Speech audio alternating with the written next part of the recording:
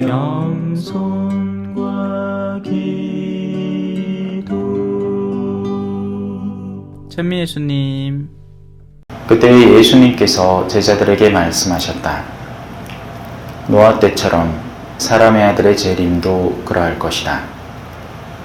홍수 이전 시대에 사람들은 노아가 방주에 들어가는 날까지 먹고 마시고 장가들고 시집가고 하면서 홍수가 닥쳐 모두 휩쓸어 갈 때까지 아무것도 모르고 있었다. 사람의 아들의 재림도 그러할 것이다. 그때 두 사람이 들에 있으면 하나는 데려가고 하나는 버려둘 것이다. 두 여자가 맷돌질을 하고 있으면 하나는 데려가고 하나는 버려둘 것이다.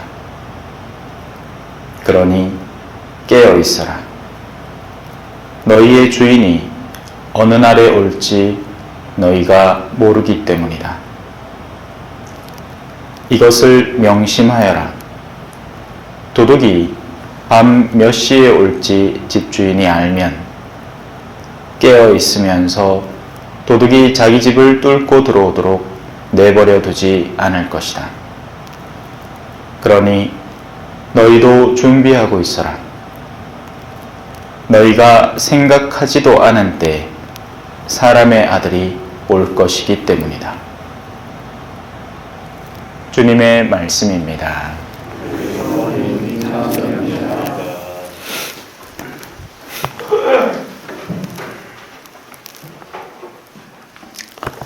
찬미 예수님. 프란치스코 성인은 자신의 마음속에 교회를 다시 세우라 라는 목소리를 듣게 되었을 때 그것이 실제로 무너져가는 교회인 줄 알았습니다. 그래서 주변에 있는 돌들을 모아서 경당을 세우기 시작했습니다. 하지만 시간이 지나 그 목소리가 본질적으로 의미하는 것은 물질적인 의미의 건물로서의 교회가 아니라 영적인 의미의 진정한 교회를 의미한다는 것을 알았고, 그때부터는 내면의 교회를 다시 세우는데 열정을 쏟기 시작했습니다. 이처럼 우리의 영혼이 눈이 감겨 있을 때에는 엉뚱한 일을 두고 그것이 마치 좋은 일인 양 착각을 하고 열중하고 있을 때가 많습니다. 제가 신학교를 다니던 무렵만 하더라도 1990년대, 80년대 당연하겠죠. 그 이전은 더 할 거고요. 좋은 신학생이 된다는 것은 어떻게 규정되었느냐 하면 마치 술을 잔뜩 많이 과하게 마시고서도 취한 모습을 드러내지 않는 것,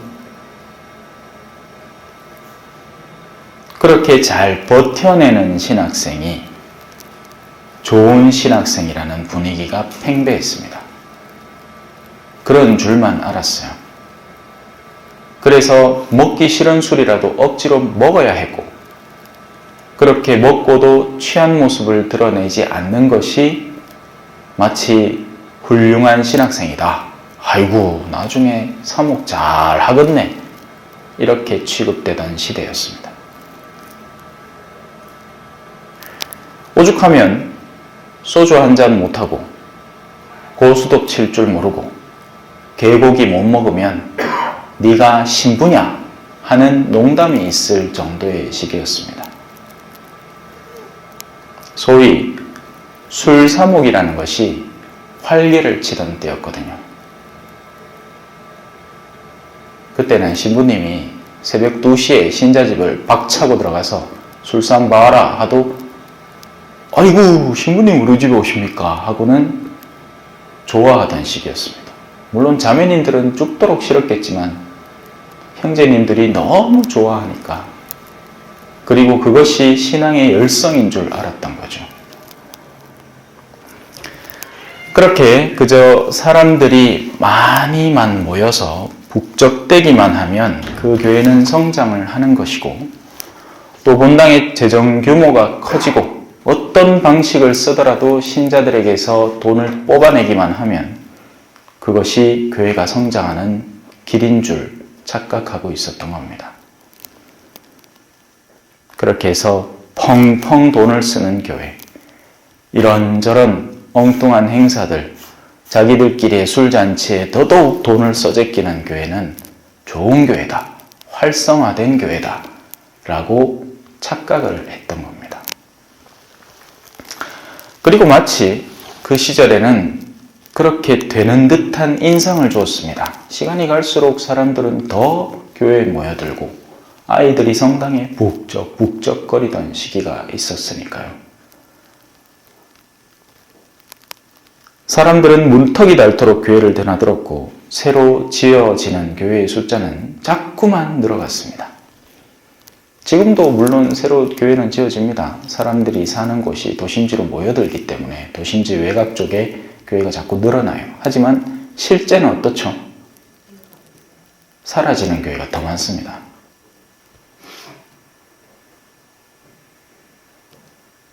사라진다는 게 건물에 더 이상 사람이 없다고 사라지는 게 아니라 내면의 교회들이 사라져가는 거죠.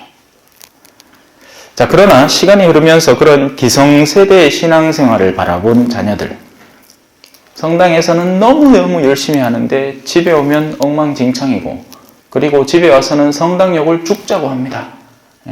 신부님 욕부터 시작해서 수도자 욕, 구역장 욕, 완전히 막 그냥 투덜 힘들어 죽겠다 하면서 또 성당 나와서 성당에서는 그 누구보다도 열정적인 모습으로 혼신의 힘을 다해서 신앙생활을 하는데 이 괴리감이 생기는 거죠. 신앙은 성당에서만 하는 것, 집에 들어오면 다른 가면을 쓰고 사는 겁니다. 자녀들은 멍청하지 않습니다. 똑똑해서 그런 거예요. 아, 저렇게 지내는 신앙이면 필요가 없겠다라고 식별을 해버린 거죠. 성당에 간다는 것이 우리의 영혼을 채우고 정말 희망찬 영원한 생명을 얻는 여정이 아니라 그냥 자기들끼리의 잔치를 해버리는 곳이라면 내가 거기 가서 나의 능력을 소진시킬 필요는 없겠구나. 요즘 젊은이들이 열정이 없다고 착각하지 마십시오. 아닙니다. 지금 젊은이들도 여전히 똑같은 젊은이들입니다. 다만 그 열정을 어디에 어떻게 쏟을 것인가의 문제죠. 그래서 신천지에 젊은이들이 넘쳐나는 거예요.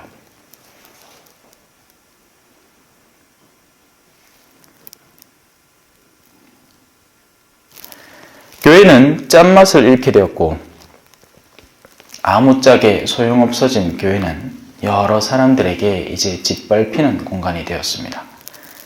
성전에는 돈만 생각하는 상인들이 가득해지기 시작하고 하느님의 기도하는 집이 강도들의 소굴이 되어가고 있습니다.